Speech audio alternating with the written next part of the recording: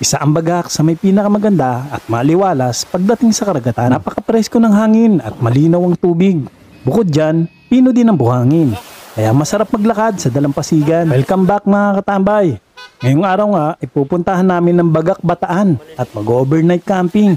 Kasama ang ilan sa ating mga ninong at pitikeros ng DRT. Ngayong nalalapit na ang summer, masarap maligo sa dagat, lalo na dito sa Bagak Bataan. Isa ang Bagak sa may pinaka-pinupuntahan ng mga turista tuwing summer para mag-unwind. Tara at samahan niyo po kami sa aming panibago na ng mga adventure. Ito ang tatambad sa inyo! Napakaganda! Dito nga pala ang meetup ng grupo sa Barangay Batya, Bukawi, Bulacan. Makakasama natin ngayon si Ninong Reyda Kanay, o mas kilala bilang Band Sports Apparel. Meron siyang full sublimation na jersey at solid na mga t-shirt. Lalagay ko ang link sa comment section. At syempre, ang hindi maubusan ng joke na si Dudestination.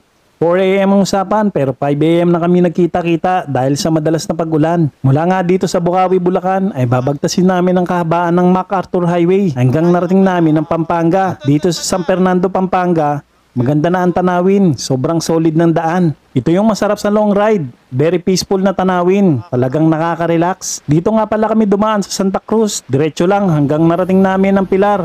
At dito nga sa Pilar, nakasama na namin si Ninong Arman Cristobal. Mga ilang minuto lang ay larga na ulit. Sobrang ganda ng mga tanawin dito papunta ng Bagak. At dito, kita mo na din ang bundok ng Mount Samat.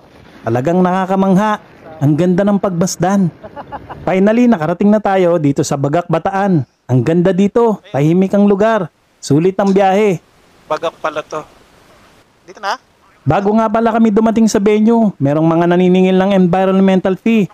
40 pesos per head. After namin magbayad ng environmental fee ay diretso na kami sa mismong resort. At dito nga pala kami sa Dulos Beach Resort. Simple pero solid ang vibes. Walang crowd, walang hassle. Perfecto kung gusto mo ng peace and quiet. May cottages, may picnic spot at pwede kang mag-swimming. At masarap maglakad sa gilid ng dalampasigan. Kung trip mo ang budget friendly at relaxing na beach sa Bataan, subukan mo to. Hanggang dito na lang po mga tambay. Ako po yung dakilang tambiyahero. Hanggang sa muli. Paalam.